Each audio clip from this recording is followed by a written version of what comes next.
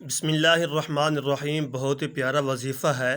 آپ فجر کی نماز پڑھیں، اس کے بعد اس ذکر کو کریں تو انشاءاللہ آپ کے کاروبار میں برکت ہوگی اور آپ کا سارا دن خوشی سے گزرے گا۔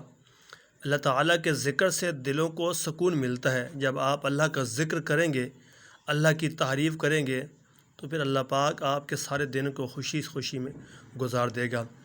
اور آج ہم لوگ پریشان اس لیے ہیں کیونکہ ہم اللہ تعالیٰ کے ذکر سے بالکل دور ہیں۔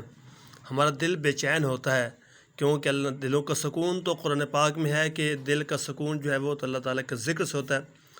تو فجر کی نماز سب سے پہلے جب نماز کے بعد سبحان اللہ و بحمدہ سبحان اللہ العظیم، ان کلمات کو روزانہ 100 بار پڑھنا ہے۔ آگے نمبر 2 پر ہے استغفر اللہ الذی لا الہ الا هو الحی القیوم واتوب الیہ۔ روزانہ 200 مرتبہ یہ کلام پاک آپ پڑھیں۔ اس کے بعد نمبر 3 پر ہے اللہم صلی علی سیدنا محمد النبی الامی وآلہ وبارک وسلم۔ روزانہ 300 بار پڑھیں۔